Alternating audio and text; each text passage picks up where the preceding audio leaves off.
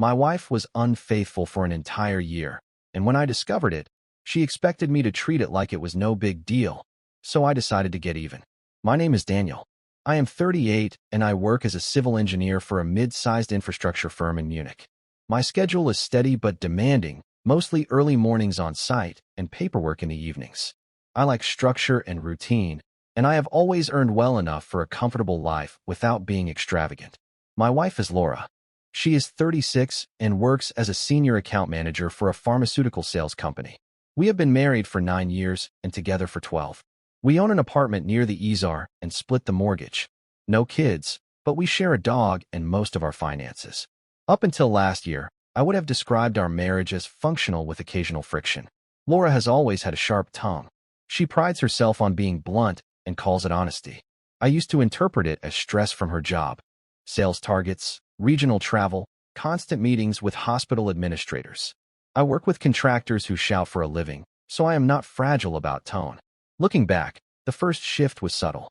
She became guarded with her phone. That by itself is not proof of anything. People deserve privacy. What caught my attention was the way she started treating me like an inconvenience in my own home. Small digs about how I dressed. Comments about my routine being boring. Rolling her eyes when I talked about work. It was not explosive. It was steady erosion. Around that same time, she began traveling more often. Conferences in Berlin. Training sessions in Frankfurt. Dinners with clients that ran late. I checked. The conferences existed. The company held the training she mentioned. I am methodical by nature. When she said she would be at a hotel near the airport for a sales summit, there was in fact a summit booked there. I did not jump to conclusions. The turning point was not a dramatic discovery. It was a pattern that refused to make sense. Expenses that did not align with the trips she claimed to take. Gaps in her location history that she forgot to disable. And a level of contempt toward me that felt rehearsed, like she needed to convince herself I deserved it. I did not confront her immediately. I gathered information. And what I found over the next few weeks forced me to see my marriage very differently. What made me uneasy was not a single message or a lipstick stain. It was logistics. I handle multi-million-euro construction budgets. Inconsistencies stand out to me the way cracks stand out in concrete. Laura started expensing things to our joint card that her company should have covered. Boutique hotels when she claimed she was staying at conference venues. Restaurant bills for 2 people in cities where she insisted she was dining with a larger group. When I asked casually, she would snap that I was micromanaging her. One night, she came back from what she said was a cardiology sales summit in Berlin. She was distant, almost irritated that I was awake when she arrived. I asked how the event went. She shrugged and said boring. Same faces, same fake networking. The problem was I had looked up the event schedule earlier that week. It had been a 2-day workshop, not a 4-day conference like she told me. I did not accuse her. I asked for the program out of curiosity, saying I might recommend the hotel chain for an upcoming project meeting. She rolled her eyes and said I was being weird. Then she said she threw the brochure away. That response was more telling than anything. Laura has always been organized about work materials. She keeps digital copies of everything. Suddenly, she had nothing. Her attitude toward me also escalated. She started comparing me to her colleagues' husbands. Apparently, they were more ambitious, more spontaneous, more fun. She said I was predictable. She said it like it was a character flaw. Predictable is not a crime. It pays the mortgage. The contempt felt strategic. Like she was building a narrative where I was the dull husband who deserved to be sidelined. I have seen contractors do something similar before terminating a partnership. They create a story that justifies the exit. So I stopped asking emotional questions and started verifying facts. Quietly, I checked hotel bookings through our credit card statements. I cross-referenced dates with public conference listings. I even called one venue pretending to inquire about hosting an engineering seminar, just to confirm whether her company had reserved blocks of rooms. They had not. That was the first concrete contradiction I could not explain away. After the venue call, I shifted from suspicion to confirmation mode. I still said nothing to Laura. If she was lying, confronting her without leverage would only push her to hide it better. The next opportunity came 2 weeks later. She told me she had a 3-day training in Frankfurt. I offered to drive her to the airport since I had a site inspection nearby that morning. She declined immediately. Too early, she said. She would just take a taxi. That answer alone was not incriminating. But when I checked our joint card later, there was no taxi charge. Instead, There was a parking garage fee near Munich Central Station. I work 5 minutes from that station. On the second day of her supposed training, I adjusted my schedule.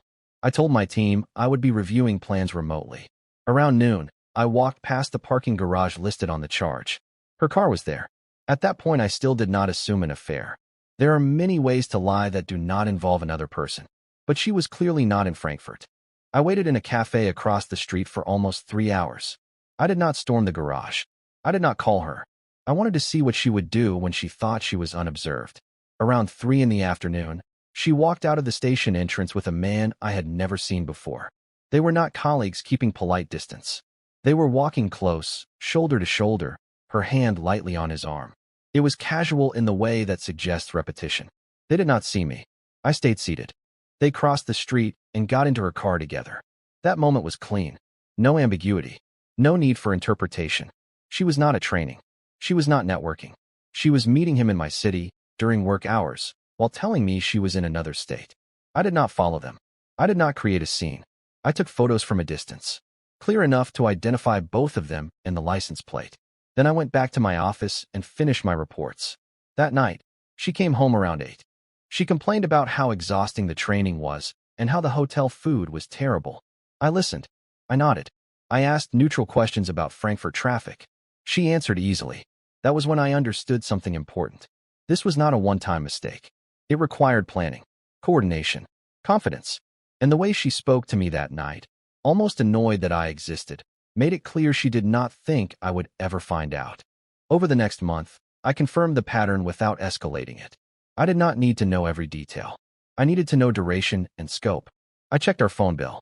There was a number she contacted daily, sometimes for over an hour at a time. Late at night, when she claimed to be reviewing sales reports. Early mornings when she said she was preparing for meetings. The number was registered to a small consulting firm in Munich. I looked it up. The man I had seen at the station was listed as a partner there. That removed any lingering doubt. What bothered me more than the physical betrayal was her behavior at home. She became openly dismissive. If I asked about dinner plans, she would sigh like I was a burden. If I suggested a weekend hike, she would say she needed something more stimulating than forests and spreadsheets. One evening she told me I lacked drive, that I was too comfortable. She said it while sitting on a sofa I paid for, in an apartment where my income covered most of the mortgage. I am not insecure about my career. Civil engineering is not glamorous, but it is stable and essential. I build things that remain standing. I do not need applause for that. Her tone, though, shifted from irritated to almost hostile. It was as if she needed to downgrade me to justify what she was doing. People rarely cheat in a vacuum. They build narratives to make themselves the protagonist instead of the aggressor. By the 3rd month of quiet observation, I knew the affair had been going on for at least a year. I confirmed hotel bookings in Munich under her name on nights she claimed to be at late client dinners. I found duplicate calendar entries she forgot to delete. At that point, I had enough evidence to confront her and end it cleanly. I could have printed everything and placed it on the kitchen table. But what stopped me was not fear. It was her attitude. When I finally asked her directly if she was seeing someone else, she did not panic. She did not deny it convincingly. She looked at me with irritation and said, "Even if I was, what would you do about it?" That was the moment the situation changed for me. When she said, "What would you do about it?" she was leaning against the kitchen counter, arms crossed, like we were debating vacation plans. There was no guilt, no hesitation, just annoyance that I had interrupted whatever version of our marriage she had constructed in her head. I did not raise my voice.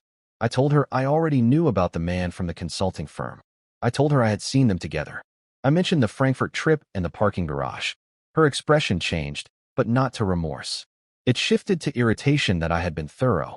She said I was being dramatic, that it was not as serious as I thought, that it had been going on for a while, but it did not mean anything. A year does not qualify as nothing in my definition. Then she said something that clarified everything. She said I was stable and safe, and he was exciting. As if those were complementary categories she was entitled to balance. That was when I ended the discussion. The apartment is legally in my name. I purchased it 2 years before we married. We refinanced together later, but ownership remained mine. I confirmed that detail with a lawyer the week before I confronted her. I do not make major moves without understanding the framework. I told her she needed to pack essentials and leave that night. I would give her access to collect the rest of her belongings later with notice. She laughed at first. She thought I was posturing. I walked to the bedroom, brought out a suitcase, and set it on the floor. I told her calmly that I would not share a home with someone who had been lying to me for a year and then minimized it. I said she could stay with her consultant or a friend, but not here. She switched from dismissive to angry quickly. She called me controlling. She said I was overreacting. She said adults have complicated lives. I repeated the same sentence. You are not staying here tonight. Within 40 minutes, she was throwing clothes into the suitcase, slamming drawers, muttering that I would regret this. I did not argue. I stood in the doorway and made sure she took what she needed for a week. When she left, I locked the door and changed the access code to the building garage immediately. There was no dramatic speech. Just a boundary enforced the same day it was crossed openly. The first thing I did after she left was sit down and document everything. Not out of revenge. Out of clarity. Dates, screenshots, photos, credit card statements. I emailed copies to a private account and saved them to an external drive. If this moved toward divorce, I wanted a clean timeline. Then I blocked her. Phone first, then messaging apps, then social media. I did not do it impulsively. I did it because I know how Laura operates. When she feels control slipping, she escalates. Not emotionally, but rhetorically. She reframes. She debates until reality feels negotiable. Within an hour of leaving, she had already sent a string of texts. They moved quickly from anger to condescension. She said I was acting insecure. She said long-term marriages survive worse. She said I was throwing away stability over something physical. That word stood out. Physical. As if 12 months of deception could be reduced to a category. I did not respond. I blocked her number mid-paragraph. Then I logged into our shared accounts and separated them. I removed her access from the joint savings. I did not drain it. I transferred half to her personal account and left a clear digital trail. Fair division. No theatrics. I changed the Wi-Fi password. I deactivated her garage remote. I informed the building management that only I had authorization to modify access permissions. All legal. All documented. Around midnight, she tried calling from a different number. I recognized the consultant firm's office line. I declined it and blocked that too. The next morning, she showed up at the apartment building. I saw her through the intercom camera. She rang repeatedly. I did not answer. Instead, I sent a single email from a new address she was not blocked on. The email was brief. Communication will go through lawyers from now on. Do not come to the apartment without written notice. She responded within minutes. She said I was being cold and vindictive. She said she thought I was more rational than this. The irony did not escape me. Blocking her was not about punishing her. It was about preventing her from reshaping the narrative into something softer. I had clarity once. I was not going to let it blur. For 3 days, there was silence. Not because she accepted it, but because she was recalibrating. On the 4th day, her tone shifted. She sent a formal email instead of emotional messages. She said we needed to discuss practical matters like the dog, the furniture, and upcoming mortgage payments. The email was structured, almost professional. It was the first time she acknowledged the situation without minimizing it. I replied once. I told her the dog would stay with me. My work schedule is consistent, and I am home most evenings. Her travel pattern, legitimate or not, is unpredictable. I attached veterinary registration documents showing I was the primary contact. As for the apartment, I made it clear I was not asking her to leave with nothing. I proposed a financial settlement equal to her contributions toward renovations over the years, documented with bank transfers.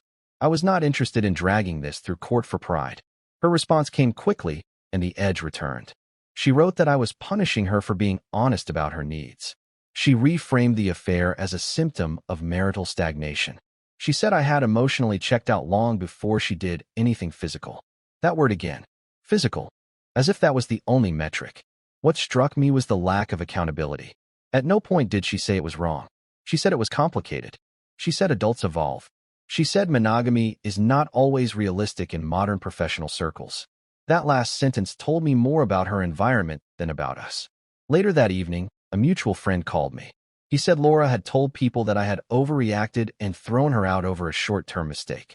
She apparently left out the year-long timeline. I did not correct him angrily. I sent him 2 screenshots with timestamps. Nothing explicit, just dates spanning 12 months. He went quiet. This was the part she did not anticipate. That I would stay calm and factual. No shouting. No public scenes. Just verifiable information. By the end of the week, she stopped framing it as nothing. Instead, she started suggesting therapy. Not to reconcile, but to process. She said we owed it to our history. I declined. Therapy is for problems people want to solve. She had already solved hers by outsourcing excitement. I had solved mine by removing her from my home. The only remaining question was how to finalize it without letting her reshape the ending. I filed for divorce the following Monday. In Germany, separation can be formalized even before the year-long waiting period is complete, as long as both parties acknowledge the breakdown. My lawyer advised that the documentation I had gathered would prevent unnecessary disputes about assets or fault. I was not seeking revenge through the court. I was seeking closure without negotiation fatigue. Laura did not expect me to move that quickly. She called from a new number the day she was served. I let it go to voicemail. Her message was controlled but irritated. She said involving lawyers made things hostile. She said we could have handled this privately. We could have, if she had approached it privately when she started seeing someone else. That afternoon, she sent another email. The tone had shifted again. She said the consultant was not serious. She implied that the affair had run its course and that I was dismantling a stable marriage over something temporary. That was the first time she admitted it had ended. So now I had clarity on two fronts. She cheated for a year, and when confronted, she assumed she could recalibrate and return if it suited her. I responded once more, briefly. I said this is not about whether he is serious. It is about the fact that you were. After that, I stopped replying entirely and directed everything to my lawyer. Meanwhile, I adjusted my own routine. I informed my bank about the separation. I updated beneficiary information on my insurance. I changed emergency contacts at work. Practical steps that make emotional decisions concrete. Friends began choosing sides quietly. Some reached out to her first. Some to me. I did not campaign for support. I answered questions factually if asked. I did not embellish. Laura, however, continued shaping her version. According to her, I was rigid, unforgiving, incapable of growth. It was almost clinical, the way she framed my refusal as immaturity. The irony is that immaturity would have been staying and negotiating my own standards down. 2 weeks into the process, she asked for one in-person conversation to clear the air. Not to reconcile, she said, just to end things respectfully. I agreed to meet her in a public cafe near her temporary apartment. Not because I needed closure, because I wanted to hear what accountability sounded like when there was no more leverage left. We met on a Thursday afternoon. Neutral territory. Busy enough that neither of us would escalate. She arrived 10 minutes late, dressed carefully, like this was a negotiation rather than the end of a marriage. She started with composure. She said she wanted to acknowledge that she handled things poorly. Not wrong. Poorly. She said she should have communicated her dissatisfaction earlier. I let her speak. She described feeling restless for years. She said my routine, my predictability, made her feel invisible. She said the consultant made her feel seen, energized, like she was not just someone's stable wife. I asked one question. If you felt that way for years, why not leave before starting something else? She hesitated. Then she said she did not want to lose the life we built. The apartment, the financial security, the reputation of being married to someone dependable. That was the closest she came to honesty.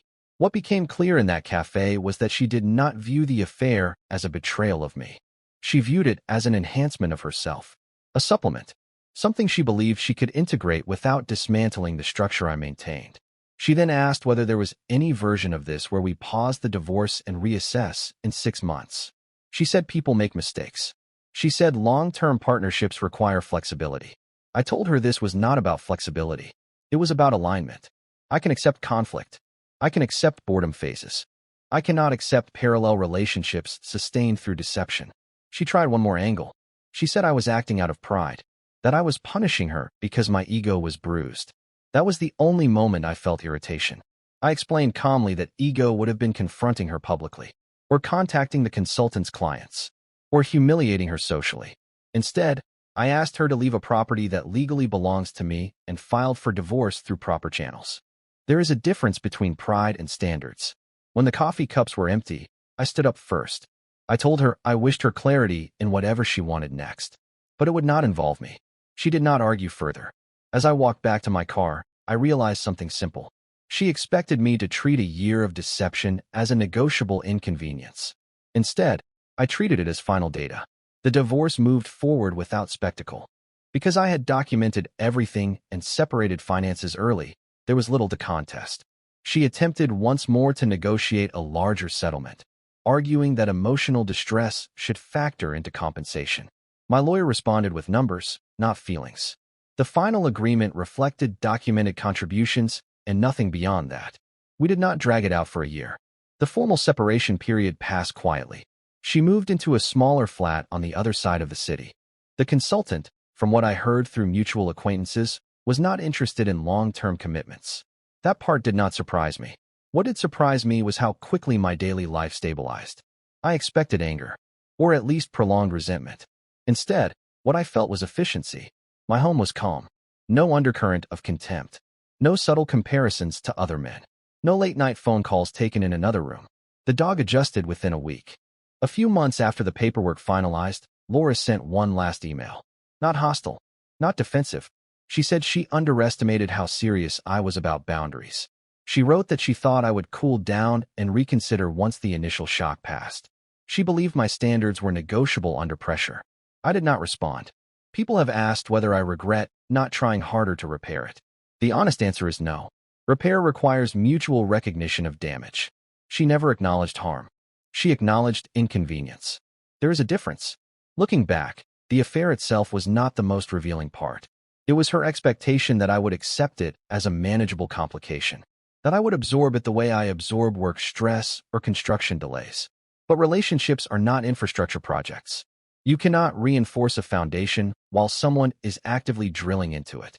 I did not get even in some dramatic way. I did not expose her publicly or sabotage her career. I removed access. I blocked contact. I filed paperwork. For me, that was even. Not revenge. Just consequences.